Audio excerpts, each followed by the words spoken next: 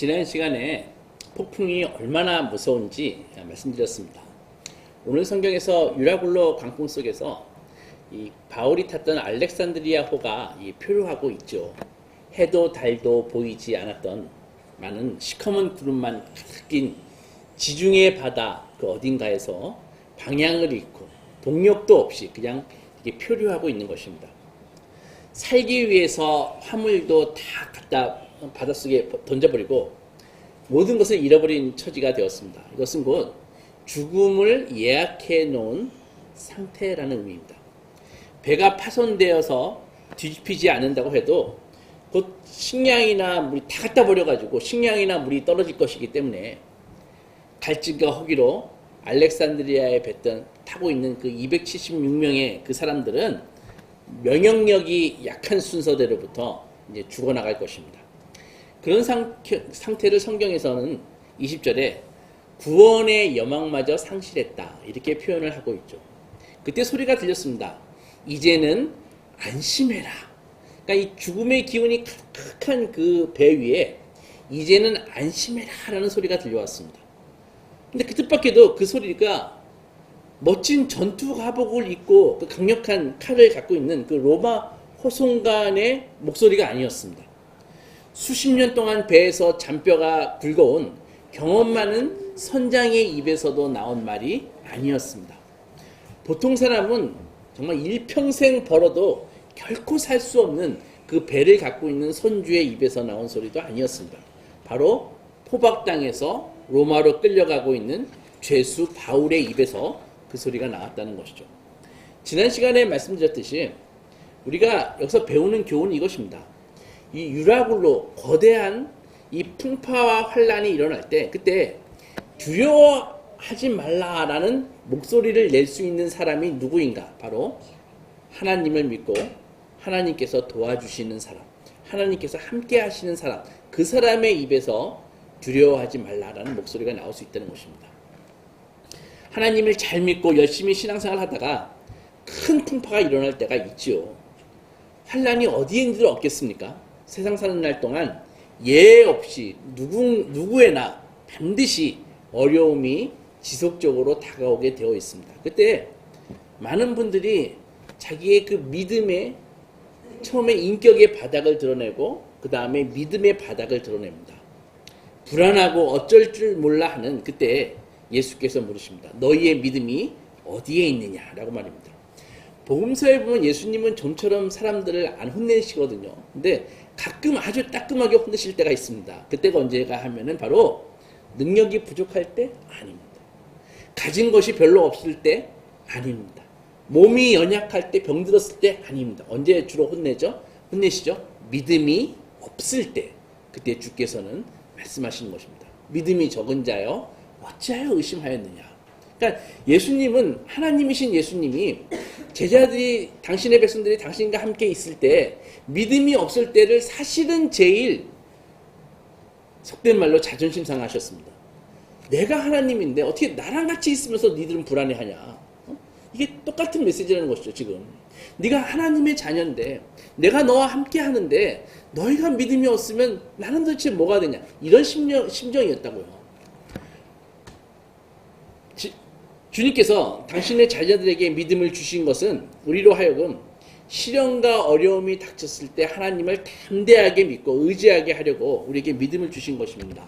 그래서 이 믿음 가지고 시련과 환난을 극복하는 경험이 성도는 반드시 계속 쌓여야 되거든요. 그러니까 신앙의 연륜이 있다는 게 뭐예요?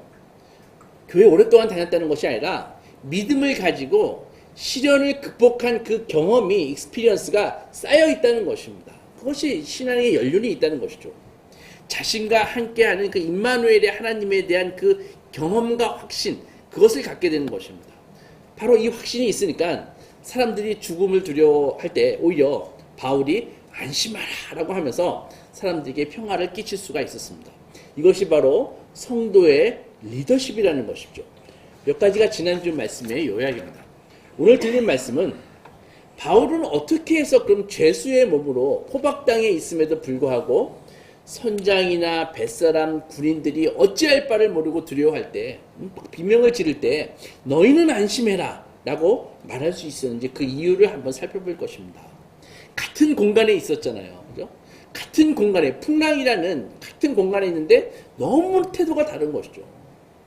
그러니까는 같은 환경에 처한다고 똑같이 반응하는 것이 아니라는 것입니다. 그것이 믿음의 실력이라는 것이죠. 바울 자신도 유라굴로 풍랑 속에서 지금 똑같이 고생을 하고 있는데 바로 전날 밤에 여호와의 사자가, 천사가 나타났습니다. 24절 보면은 천사가 나타나서 세 가지를 말했는데, 첫째는 두려워하지 말라라고 말했고, 두 번째는 너는 살아남아서 로마 황제 가이사 앞에 서야 될 거야. 그리고 세 번째는 너와 함께하는 그 276명의 이 사람들 다 너에게 준 것이야. 이렇게 얘기했다고요. 세 가지를 이야기했습니다. 그래서 바울도 그 배에 타고 있던 모든 사람들이 똑같이 환난을 당하고 있었지만 오히려 죄수의 몸임에도 불구하고 그 사람들에게 안심해라 라고 말할 수 있었습니다. 여러분, 고대 사회에서는요, 지금도 마찬가지지만 이 죄수를 호송해가는, 내가 한번 군인이 그런 장교라고 한번 생각해 보십시오. 근데 만약에 어떤 이유로든지 죄수를 데리고 가다가 죄수를 놓치면 어떻게 될까요? 대부분 고대 사회의 법들은 사형당한 죄수를 놓친 그 군인은 바로 사형을 당하게 되어 있습니다. 곤장을 맞을 죄인을 놓치잖아요. 그러면은 대신 곤장을 맞게 되어 있다고요. 그러니까 자기가 놓친 죄수에 대한 그 사회적인 보복을 자기가 당하도록 그렇게 되어 있습니다. 그래서 죄수를 이렇게 호송해 가는데 도저히 만약에 이 가치가 살아날 가능성이 없다. 그러면은 죄수를 어떻게 하냐면은 모든 사람이 보는 앞에서 죄수를 죽입니다. 죽인다고요. 그래서 왜 모든 사람이 보는 앞에서 죽이나요? 바로 증인을 확보하기 위해서. 그래서 내가 놓친 게 아니야. 그 증인을 확보하기 위해서 공개적으로 모든 사람이 보는 앞에서 죽인다고요. 그래서 6.25 때 공산군들이 우리 백성들을, 남한 사람들을 끌고 후퇴하다가 여의치 않으면 어떻게 했어요? 다 총으로 쏴가지고 다 죽였다고요. 마찬가지로 지금 이 유라굴라 광풍 속에서 지금 풍랑이 일지만 가장 두려워해야 할 사람이 누군가요? 바로 바울입니다. 풍랑으로 인해 호송이 불가능하다고 느껴지면은 바로 주저없이 로마 병사들은 칼을 뽑습니다. 그리고 죄수들을 차례로 다 죽인다고요. 근데 오히려 그런 바울이, 가장 두려워해야 할 바울이 안심해라 라고 말했는데 어떻게 그럴 수 있느냐, 그런 것이죠.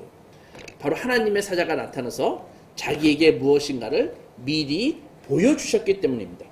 쉽게 말해서 영적인 세계에서 어려움이 처한 바울에게 지금 이 상황이 왜 왔고 이 상황 속에서 바울이 무슨 일을 해야 하는지를 하나님의 사자가 알려주셨기 때문에 환난이 왔지만, 그리고 환난 가운데 고통이 왔지만 불안하지 않을 수 있었다는 것입니다. 이것은 누구만 할 수 있냐면 바로 믿음을 가진 사람만 보여줄 수 있는 삶의 태도입니다. 생각해 보십시오. 내가 괴로워 죽겠는데 지금 평안할 수 있습니까? 잠시 평안한 척, 믿음 있는 척 할 수는 있습니다. 그러나 진짜 괴로움이 지속되면은 인간은 계속 가면을 쓰고 있을 수가 없습니다. 세상 사람들은 세상의 논리는 괴로워하면은 평안할 수 없습니다. 고통스러우면은 당연히 비명을 지르는 것입니다. 괴로우면 평안도 깨지고 고통이 오면은 평화도 말라버립니다. 세상의 논리는 고통과 평안은 같이 갈 수 없습니다. 그렇잖아요. 공존할 수 없습니다. 그러나 유라굴로 광풍 속에서 죽음을 넘나드는 그 위기와 어려움 속에서도 바울은 평화를 누리고 있습니다. 오늘 성경에 보니까 천사가 나타나서 제일 먼저 한 말이 두려워하지 말라라고 했거든요. 바울에게. 그러니까 이 말씀은 바울이 미항에서 그 베닉스로 떠나기 전에 이미 베네스로 가는 항해를 하면은 여러분 큰 위기를 만납니다. 물건도 잃어버리고 생명도 아마 위태하게 될 것입니다. 그걸 알았다는 것이죠. 그래서 유라굴로를 만나 고통을 당했을 때 사실 바울도 믿음을 가진 사람임에도 불구하고 처음에는 두려워했던 것이 분명합니다. 그러니까 천사가 나타나서 제일 먼저 한 말이 두려워하지 말라라고 말했던 것이죠. 우리 성도들이 신앙생활을 하면서 만나는 어려움들은 마치 늪처럼 빠져들어가지고 몸부림치면 칠수록 더 깊이 빠져들어가는 그런 경우가 있습니다. 이때 깊은 두려움에 빠지는데, 그리고 그 두려움 자체가 큰 고통을 줍니다. 그러나 이때 성도는 두려워해서는 안 됩니다. 그것은 하나님이 주신 감정이 아니기 때문입니다. 항상 항상 기억하세요. 내가 두렵다 그러면은 이 감정은 하나님이 주신 것이 아니다라는 것을 우리는 기억해야 되는 것입니다. 그래서 디모데후서 1장에서 뭐라 그랬어요? 7절에 하나님이 우리에게 주신 것은 무슨 마음이 아니요? 두려워하는 마음이 아니요. 오직 능력과 사랑과 절제하는 마음이니 옛날 성경에는 근신하는 마음이니 이렇게 말씀했잖아요. 그러면 왜 두려워해서는 안 되나요? 두려움이라는 것이 엄습하게 되면은 사탄이 그 두려움이라는 감정을 믿기로 해가지고 우리를 노예로 삼기 때문입니다. 그래서 예수 믿는 사람들은 하나님의 자녀들은 담대해야 되는 것이죠. 주와 함께 길 가는 것 즐거운 일 아닌가. 우리 주님이 걸어가신 발자취를 밟겠네. 마귀는 두려움을 무기로 해서 우리를 이렇게 컨트롤, 조종하려고 하고 성도가 예수님과 동행하고 참된 예배자로 서는 것을 언제나 방해합니다. 그래서 우리가 영적으로 민감하면은 예배를 드리려고 할 때 반드시 방해를 받는다는 사실을 우리는 알게 됩니다. 예배에 가지 말까? 늦게 갈까? 예배에 심지어 막 기계라도 고장나고 예배를 방해하는 요소들이 막 있다는 것이죠. 영적인 성도들은 그것을 간파할 줄 알아야 됩니다. 그래서 반드시 결단을 내려서 끊어야 되는 것입니다. 내가 예배를 방해하는 뭔가가 있다. 실령 그가 사랑하는 누구라고 할지라도 예배를 방해한다는 것을 영적으로 민감하게 알아야 된다는 것이죠. 바로 그것입니다. 그러니까 어떤 상황이든지 크게 두려워하는 사람들은 사실은 하나님을 사랑하는 사람이 아닙니다. 내가 계속 두려워한다 그러면 그 사람은 하나님을 사랑하는 사람이 아닙니다. 왜 그래요? 하나님을 진심으로 사랑하는 사람들에게는 두려움이 없습니다. 생각해 보십시오. 세상에서 나에게 일어날 수 있는 가장 나쁜 일이 뭐예요? 죽는 거죠. 그거보다 더 나쁜 일이 있나요? 없죠. 그죠? 그러나 성도는 죽음은 천국으로 가는 그냥 문을 통과하는 찰나의 순간일 뿐입니다. 기술적으로 성도는 죽음을 경험할 수가 없습니다. 자기 자신은. 왜냐하면 찰나에 통과하는 문을 통과하는 것에 불과하기 때문에. 그러니까 뭐예요? 죽음이라는 문을 통과하면은 하늘에 계신 그 하나님과 영원히 살 길이 열리잖아요. 죽음이라는 문을 통과하면은 누가 기다리고 계세요? 신랑 되신 예수께서 손을 벌리고 신부된 우리를 지금 기다리고 계시잖아요. 그러니까 무엇이 두렵습니까? 그럼에도 불구하고 하나님을 믿는 사람들이 두려움에 휩싸이는 이유가 뭡니까? 그것은 하나님을 온전히 사랑하지 않기 때문입니다. 그래서 한번 자기 마음을 잘 생각해 보세요. 내가 두려움이 크면 클수록 하나님을 향하고 있는 내 사랑이 작아지고 있다는 것을 느끼게 될 것입니다. 하나님을 향한 사랑이 크면 클수록 두려움이 작아짐을 느끼게 되는 것입니다. 그래서 성경에 사랑은 뭐예요? 두려움을 내어 쫓는다고 그렇게 이야기하고 있지 않습니까? 그렇죠?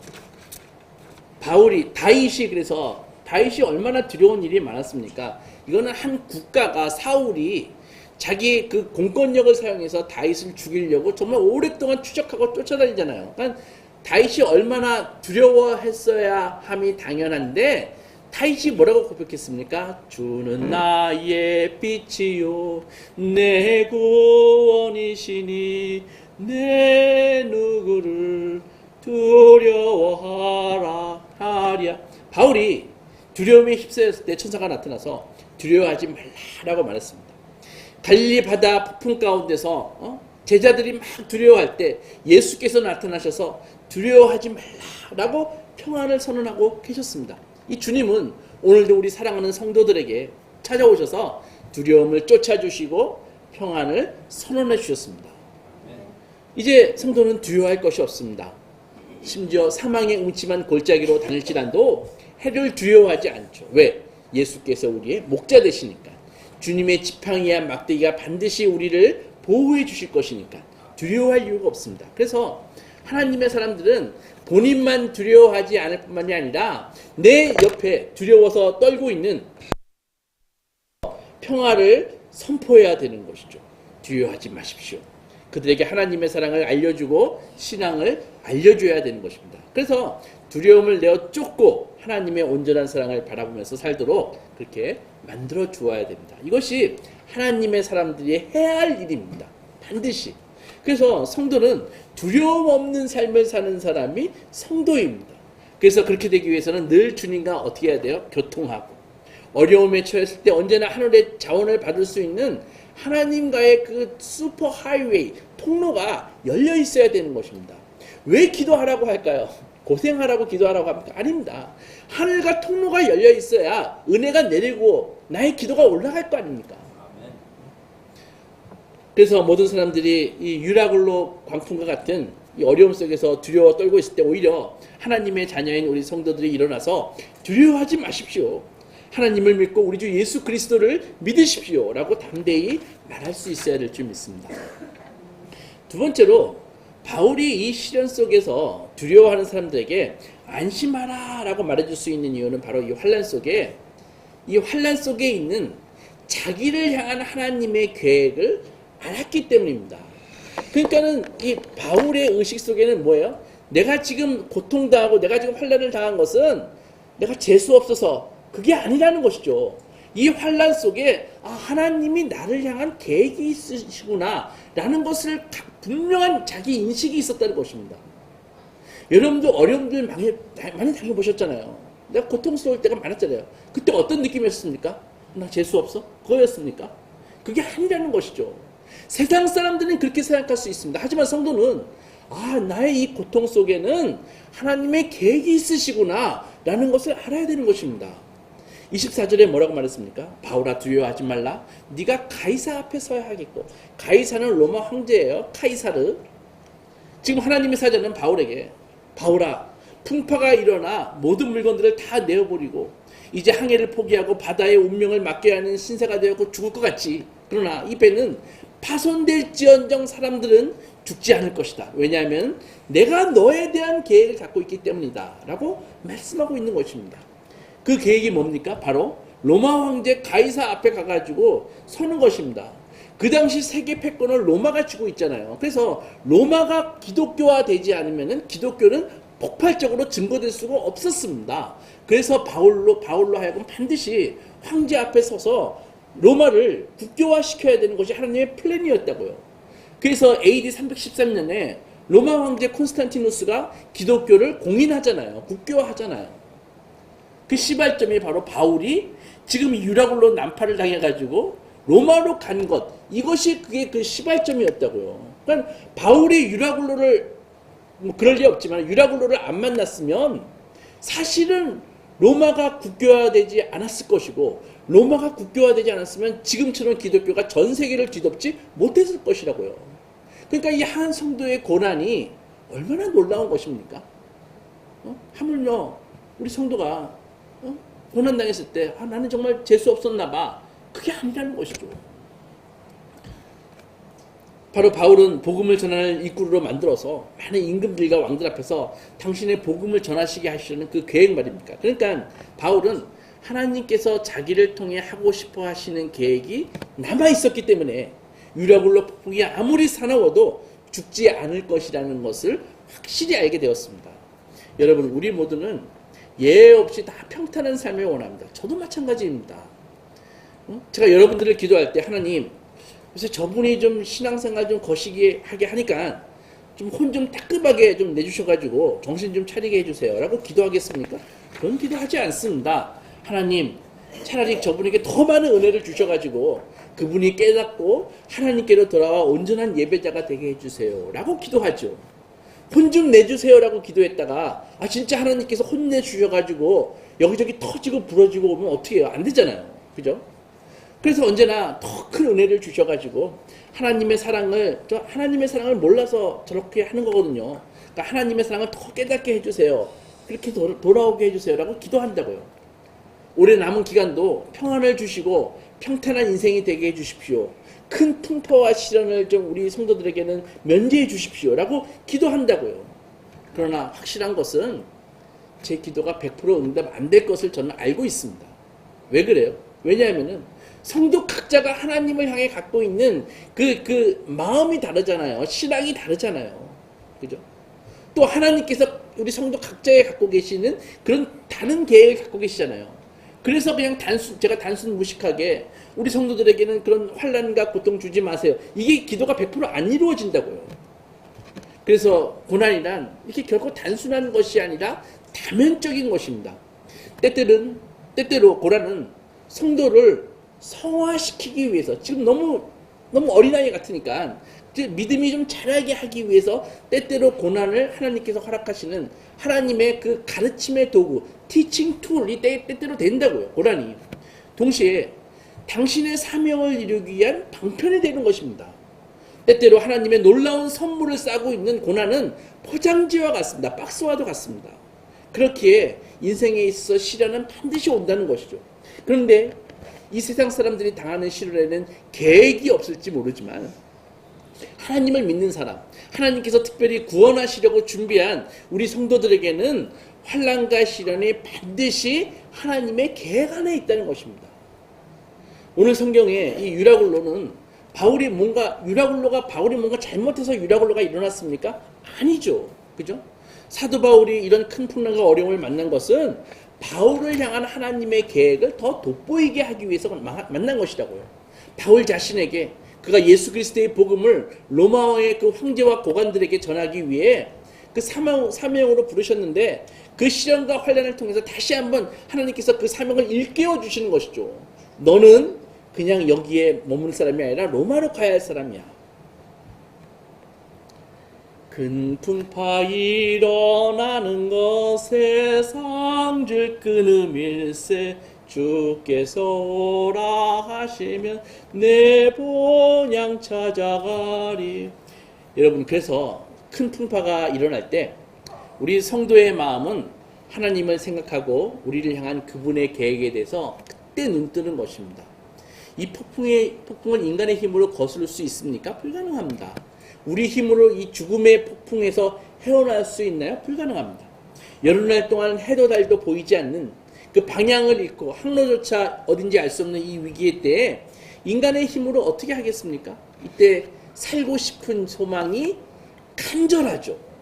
그러면 누구를 의지합니까? 바로 하나님 아버지를 의지하게 됩니다. 그래서 나중에 폭풍 속에서 구원받고 난 다음에 여러분들 인생을 돌아보면 참 신기할 때가 많아요. 고통스러운 기억 속에 신기한 것은 그 고통과 시련 갈피에 하나님의 섬세한 사랑이 숨어 있다는 것을, 섬세한 인도하심이 있다는 것을 우리는 발견하게 됩니다. 아주 섬세한 사랑이 한 겹 한 겹 이렇게 숨어 있습니다. 여러분, 웨하스를 먹어보셨죠? 그죠? 바삭한 과자 사이에 달콤한 크림이 들어있듯이 하나님의 이 고난에는 하나님의 이 정밀한 배려와 사랑이 고난의 갈피에 그것이 숨어 있다는 것이죠. 그래서 이 환난을 통해서 하나님께서는 우리 인생을 향한 당신의 계획을 놀랍게 이루어 가시는 것입니다. 회고해 보면 사실은 고난당할 때 그때 하나님을 더 뜨겁게 찾고 찬송했음을 알 수 있습니다. 그죠? 사실은 고난당했을 때 하나님을 더 의지하고 환난당했을 때 하나님께 더 감사했고 더 가난할 때 없는데 더 헌신했고 더 뜨겁게 기도했음을 우리가 알 수 있는 것입니다. 어리석은 인생들은 환난과 시련을 통해서 주님이 우리의 마음을 계속 두드리시는데 마음의 문을 열지 않고 주님을 영접하지 않고 그런 사람들이 어리석은 인생들이죠. 아직 우리 모두의 간증을 들어본 적은 없지만 정말 신사적으로 정말 드문 사람이 있거든요. 내가 생각을 깊이 하다 보니까 아니면 말씀을 읽다 보니까는 내가 예수 믿어야겠다. 그래서 스스로 교회 오시는 분이 있습니다. 정말 그런 분들에게는 정말 큰절이라도 하고 싶어요. 대부분 어때요? 인생의 그 항해에서 유라굴로를 만나가지고 건강도 뺏기고 경제적으로 폭망하고 삶의 희망도 끊어져서 죽음이 오히려 친구처럼 보이고 이제 사람들과 함께 있는 것도 싫고 위로할 친구도 없는 것 같이 자기를 모두 잃어버린 속에서 그때 아무도 나를 찾아오지 않을 때 예수 그리스도 그분이 그분의 인생에 찾아오셨습니다.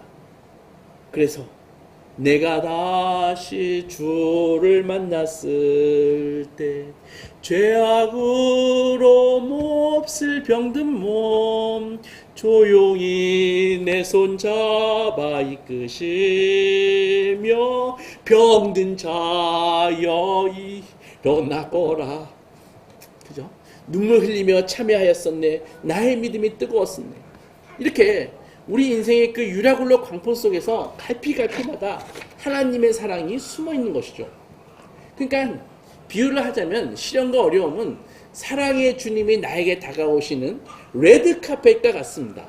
그래서 평탄할 때 만날 수 없었다. 아니 평탄할 때 아예 거부했던, 평탄할 때 무슨 교회야 했던 그때 주님이 유라굴로 강풍속에서 낮아진 나를 찾아와서 나를 당신의 자녀 삼으시려는 목적, 바로 그것이 유라굴로 폭풍을 만난 두 번째 이유라는 것입니다. 그렇게 감사할 것은 우리가 지금 당하고 있는 시련 자체가 감사할 것이 아니라 시련과 어려움을 통해서 주님을 만나게 된 그것을 감사하는 성도들이 되시기 바랍니다. 마지막 세 번째로는 24절에 보면 바울은 하나님께서 너와 함께 항해하는 자를 다 너에게 주셨다라는 말씀을 하거든요. 특이한 말씀이죠. 배에 있는 사람을 바울에게 주었다라는 게 뭡니까? 다 바울의 부하가 되었다는 말입니까? 그런 게 아니죠. 여러분들이 지금 여러분들이 사는 인생이라고 하는 이 무대에서 이런 생각해 보셨습니까? 나는 내 인생이라는 이 무대에서 나는 배우와 같다. 나는 지금 어떤 역할을 감당하고 있다. 라는 생각을 하는 경우가 있습니다. 어떤 분들은 그 무대에서 나는 내 인생의 무대에서 나는 주연이야. 나는 스타야. 라고 생각할 수 있고, 어떤 분들은 나는 주연급까지는 아니지만 나는 그래도 조연 정도 돼. 라고 생각할 수 있고, 어떤 분들은 나는 그냥 엑스트라야. 나는 그냥 지나가는 사람이, 아니면 나는 주인공이 때리면 잠깐 맞고 쓰러지는 역할을 하는 그런 엑스트라에 불과해 라고 생각할 수 있습니다. 오늘 바울이 타고 있는 이 알렉산드리아 이 배를 생각해 보십시오. 그 배에 로마 장교들과 군인들이 타고 있었으니까 얼마나 그들이 폼나고 위풍당당했겠습니까? 영화 같은 데 보면 그 로마 시대의 그 장군들이 얼마나 복장이 화려해요. 망토도 막 큰 거 있고, 그죠? 칼차고. 그리고 그 배에는 선장도 타고 있었잖아요. 그리고 배를 소유한 선주들도 타고 있었습니다. 지금도 배를 소유한 사람이 드물거든요. 근데 그 당시 배를 소유한다는 건 정말 어마어마한 부자가 아니면 배 소유하는 것이 불가능했습니다. 그러니까 그 사람들이 또 그 배를 움직인다는 게 지금처럼 기름 떼는 게 아니잖아요. 다 사람들을 고용해가지고 먹이고 재워가면서 일시키는 거잖아요. 그러면은 이 배가 이렇게 출항할 때, 여러분 타이타닉 영화 보셨죠? 큰 배가 출항할 때 거기 높은 사람들이 나와가지고 막 이렇게 손을 흔들잖아요. 그러면 막 그 사람들이 막 환송하고요. 그러면은 가장 높은 곳에서 멋진 표정을 지으면서 그렇게 손을 흔드는 사람이 주인공 아닙니까? 주연 배우 아닙니까? 근데 누가 그 높은 곳에서 주로 손을 흔들죠? 그 배에 청소하는 그 청소 담당이 높은 곳에 와서 손을 흔듭니까? 그 배에 노를 젓고 있는 선원이 손을 흔들까요? 그 배의 요리사가 손을 흔들까요? 그런 사람들은 어딜 손을 흔듭니까? 배 밑에서 일해야지. 손을 흔든 사람은 아무래도 누가 손들어요? 배를 갖고 있는 선주들이나 혹은 로마의 그 장군 백부장 정도 되거나 그런 사람, 아니면 선장 정도 돼야 그런 사람들이 손을 흔들 수 있지 않았겠습니까? 알렉산드리아 그 배가 출항할 때 그 배에서 누가 주연입니까? 아마도 손을 흔든 사람들이 주연들 아닌가요? 나머지 배를 움직이는 선원, 갑판원, 군의 부관들, 병사들, 청소하는 사람, 요리하는 사람 다 엑스트라입니다. 그 배역을 근데 누가 정했어요? 누가 선장하고 누가 엑스트라, 누가 청소하는 담당, 엑스트라 누가 정했습니까? 바로 세상이 정했습니다. 세상이 어떻게 정했어요? 세상이 논리와 가치를 가지고 배역을 정하는 것입니다. 그리고 세상이 정한 그 배역에 출발할 땐 누구도 토를 달 수 없습니다. 갑자기 내가 청소 담당인데 나 손 흔들겠습니다. 이게 됩니까? 안 되죠. 두들겨 맞지 않으면 다행이죠. 바로 돈과 권력이 있으면 세상에서 주연인 것입니다. 엑스트라도 급시 있죠. 그런데 그 배에서 가장 주목받지 못한 엑스트라가 누구예요? 바로 죄수들이죠. 그렇잖아요. 안 죽이면 다행인 것이죠. 누가 죄수를 주목합니까? 죄수 자신도 그런 거 기대하지 않습니다. 그런데 유라굴로 태풍이 불고 환란이 일어나니까 세상 무대가 결코 주목해 줄 수 없었던 그 죄수 신분인 바울이 주연으로 떠오르잖아요. 배가 출항할 때 폼나게 손을 흔들었던 사람들 다 삼류 엑스트라로 강등되잖아요. 그들이 모두 바울이 안심하라 라고 하니까는 그 사람들은 전부 그래도 될까요? 가슴을 쓸어내리는 위치가 돼버렸으니까 주연과 조연이 바뀌고 주연과 엑스트라가 바뀌는 것입니다. 엑스트라 중에서도 가장 주목받을 일이 없었던 바울이 갑자기 이 유라굴로 광풍 속에서 주연으로 부상하게 되는 것입니다. 그래서 우리 성도는 어려움이 당할 때 일단 하나님 앞에 감사해야 됩니다. 우리 성도는 어려움이 닥칠 때 믿음 가지고 하나님께서 내가 지금 어려운데 하나님께서 지금 나를 혹시 띄우시는 게 아닌가? 라는 생각을 해야 된다는 것이죠. 이제 나를 혹시 주연급으로 만들어 주시려나? 세상에서 나는 결코 주연이 될 수 없는 엑스트라였었는데 이 시련과 광풍을 통해서 나를 하나님께서 띄워주시려나? 라고 기대하고 믿음으로 반응해야 된다는 것이죠. 이때 하나님을 더 잘 믿으면 하나님께서 이런 환난과 시련 속에서 나를 주연으로 만들어 주십니다. 시련과 환난 속에서 나는 빅팀, 희생자가 아니라 빅터, 승리자가 될 수 있다는 것이죠. 얼마나 감사합니까? 근데 조건이 있습니다. 무슨 조건? 바울처럼 폭풍 속에서 들을 수 있는 사람이어야 됩니다. 무엇을 들을 수 있어야 됩니까? 생각해 보십시오. 시련을 만난 모든 교인들이 다 주연이 됩니까? 아니죠. 시련을 만나는 모든 사람이 주인공이 되는 것이 아니라 시련 속에서 하나님의 음성을 듣는 사람, 환난 당할 때 이 환난이 왜 왔고 이제 내가 이 환난을 통해 무엇을 해야 되는지 깨닫게 되는 사람, 바로 그런 사람들을 하나님께서 엑스트라에서 주인공으로 들어 쓰시는 것입니다. 사랑하는 소망교회 성도 여러분, 오늘 성경에 알렉산드리아 배에 탄 모두가 유라굴로 광풍을 만났습니다. 모두가 살려달라고 아우성일 때, 그리고 몇 날 며칠 해도 별도 볼 수 없는 그런 상태가 되어서 소망마저 잃고 절망의 그림자가 드리워져 있을 때, 그때 사슬에 묶여있던 바울만이 소망의 미소를 지었다는 것이죠. 어떻게 그럴 수 있습니까? 예레미야서에 뭐라 그랬어요? 너는 내게 부르짖으라. 그럼 하나님이 뭐 하신다고요? 크고 비밀한 일을 너에게 보여줄 것이다. 그런 것이라고요. 환난 당할 때 난 재수 없어, 나는 엑스트라야, 이렇게 생각하는 사람이 아니라 하나님께 부르짖을 때 하나님께서는 다른 사람이 볼 수 없는 크고 비밀한 일을 보여주신다니까요. 그 배에서 폭풍이 더 심하면 심할수록 어떻게 돼요? 폭풍이 심하면 심할수록 바울 자신은 점점 더 주인공이 되어가고 있습니다. 처음에 미항에서 우리 행선하면 안 됩니다 라고 할 때 니까지 게 뭘 알아? 라고 무시당했지만 이제는 그 배의 유일한 주연 배우가 되어 있었다는 것이죠. 여러분 지금 고난의 때를 보내고 계십니까? 알렉산드리아호의 사람들처럼 유라굴로 광풍을 만나 해도 달도 보이지 않는 삶의 수단마저 다 잃어버린 그런 사람과 지금 방불한 처지신가요? 누구도 주목해주지 않는 별 볼 일 없는 사람입니까? 그렇게 스스로 생각하십니까? 그렇다면 바로 지금이 하나님께서 주연과 엑스트라를 바꾸시고 계시다는 사실을 깨달아야 됩니다. 여러분이 바로 주인공이 될 수 있습니다. 하나님께서 폭풍을 보내셔서 주연과 조연을 바꾸시는 하나님의 그 특징이시기 때문입니다. 이것이 바로 신앙생활의 맛입니다. 신앙생활을 하면 반드시 이것을 경험할 수 있어야 되는 것입니다.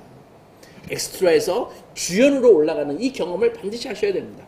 삶의 어려움 속에서도 언제나 주님밖에 없는 줄 알고 하나님만 의지하고 어디로 가야 할지 몰라도 매일매일 순종하면서 아름다운 예배자를 살면서 바른 길을 걷다 보면 어느 날 하나님께서 시련을 통해서 주연과 조연을 바꾸시는 것을 경험하게 되는 것입니다. 다시 24절에 하나님께서 너와 함께 항해하는 자를 다 내게 주셨다. 무슨 말입니까? 이 배의 사람들이 이 큰 기적을 통해서 바울을 위대한 하나님의 사람으로 알게 되고 복음도 받아들이게 된다는 것입니다. 이 말씀을 여러분에게 적용하면 여러분께서 겪고 계신 이 환난을 통해서 엑스트라인 당신을, 여러분을 주연으로 바꾸시는 하나님의 살아계심을 세상으로 하여금 보게 하셔서 그들도 진리 가운데로 인도하신다는 말씀입니다. 어쩌면 저는 이렇게 생각합니다. 제일 좋은 것은 환난과 시련 없이 저절로 주연이 되는 것이죠. 그렇죠? 하나님께서 그렇게 하실 수 있으십니다. 그렇잖아요. 그러나 제일 나쁜 게 뭐예요? 시련을 당하면서도 계속 엑스트라로 살고 있는 것입니다. 그렇게 살면 안 되죠. 시련 없이 만년 엑스트라로 살다가 무지 가운데 역사의 무대로 사라질 바에야 차라리 내가 좀 시련을 가끔씩 겪더라도 한 번씩 주연으로 팍 올라가지고 우리를 통해 많은 사람들이 예수를 만나고 절망적인 그런 사람이 나의 도움을 받고 예수를 믿는 구원받는 그런 역사가 일어나는 것이 좋지 않겠습니까? 아무쪼록 우리 소망가족 모두 바울처럼 하나님과 함께 하시는 사람이 되셔서 여러분 자신이 실현해서 이길 뿐만 아니라 수많은 사람들에게 평화와 안심을 선포하시고 예수 그리스도의 위대한 복음을 증거하시는 하나님의 주연배우가 되시기 주님의 이름으로 축원합니다. 아멘.